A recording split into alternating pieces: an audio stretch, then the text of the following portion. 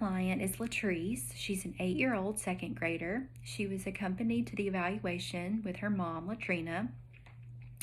Her mom expressed concerns with Latreece's reading ability and said that she just seems to be really struggling in school, and that she often has trouble recalling words, and then sometimes her peers or classmates have a hard time understanding what she's trying to say, and this often leads to frustration. She did attend a Head Start program at age 3 and 4, but there was no indication at that point that there was any kind of issues going on academically. So she was referred to the evaluation by her classroom teacher, Mrs. Walters, and she just said that Latreece has been struggling pretty much in all subject areas, and that she's had to have accommodations in the classroom, such as more one-on-one time, and also shortened homework assignments, things such as that. But even with those accommodations, she seems to be struggling far beyond what the classroom teacher can handle on her own. So she has been seeing the Title I teacher, Mrs. Marks. She sees her 5 days a week for about a half an hour, and this is in a group setting. They've been working on things such as phonetic awareness, fluency, and then reading comprehension. She's tried to assess her reading, but it is so hard because it is labored, and so she had the disability specialist assess her reading, which is Mrs. Olson, and the results of that evaluation indicated that she's underperforming for reading for her grade level. So then Mrs. Manuel, the school psychologist, she did a full psychological workup on Latreece, and she was administered the Wechsler Intelligence Scale for Children as a part of her psychological workup. So the results of that assessment placed Latreece's IQ in the 19th percentile for children her age, and this would be a low average classification. She struggled with things such as perceptual reasoning, verbal reasoning, and then the ability to retain information for long periods of time, which was one of her classroom teachers' initial concerns with Latreece. She did have another evaluation by her audiologist, Dr. Sanchez. She was referred to the audiologist by her pediatrician for a central auditory processing evaluation. They were afraid that this might be contributing to Latreece's language abilities and her difficulties that she's having in those areas. So this exam indicated that a central auditory process was very likely to be contributing to her problems in language. She also demonstrated weaknesses in speech and noise, and then phonemic synthesis. So the audiologist suggested that she have a assistive listening technology device in the classroom to help with some of these issues, and that she should do things such as reading aloud daily, which will also help.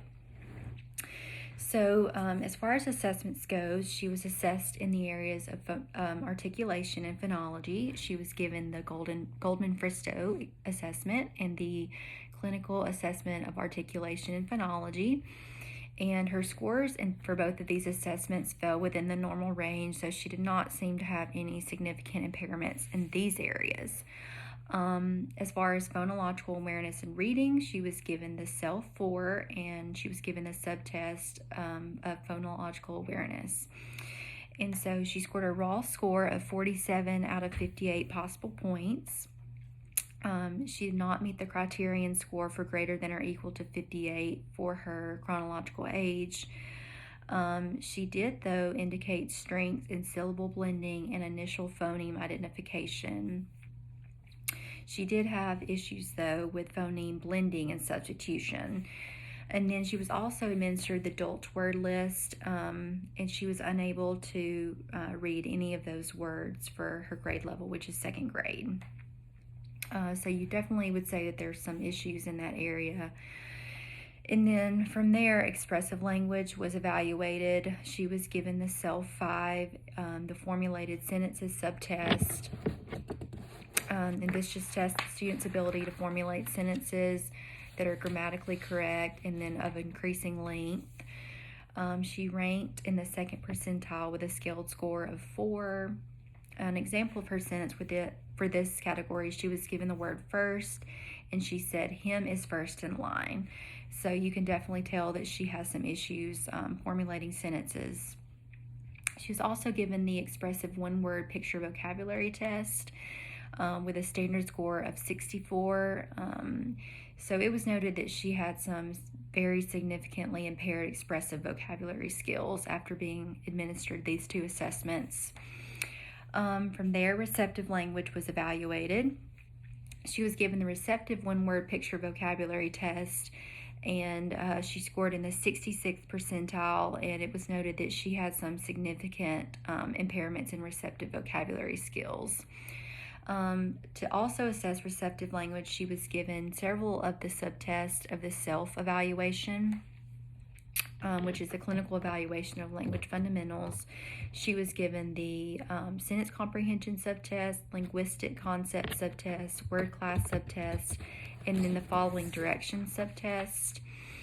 Her scaled score for all of these was 74, which put her in the 4th percentile rank, and her classification was a moderate impairment in that area. So from there, she was assessed in the area of writing, and she was giving the spelling performance evaluation of language and literacy, which is the spelled second edition.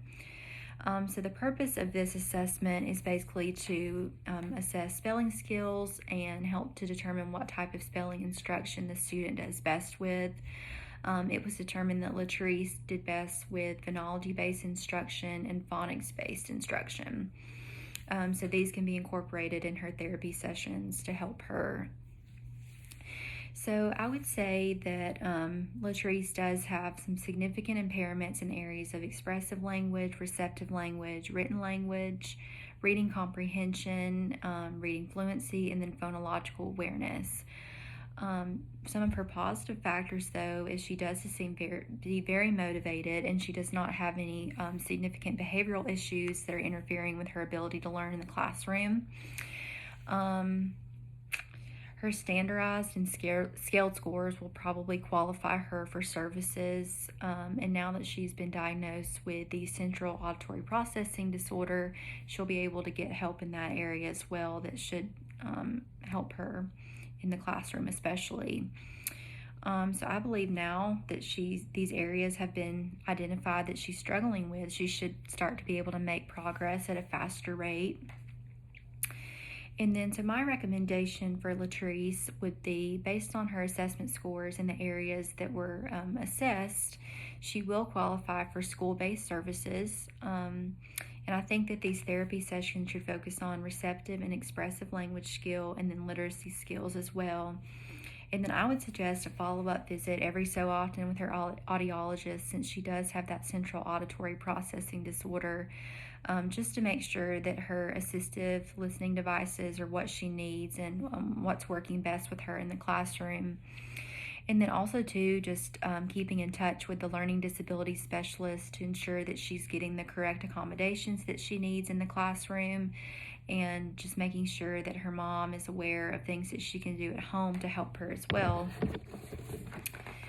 So goals for Latreece, her long-term goals were in the areas of increasing her expressive language skills to an age-appropriate level, and then her receptive language skills to an age-appropriate level. And then also to increasing her reading comprehension skills to match a second grade level, to hopefully that she can catch up in that area.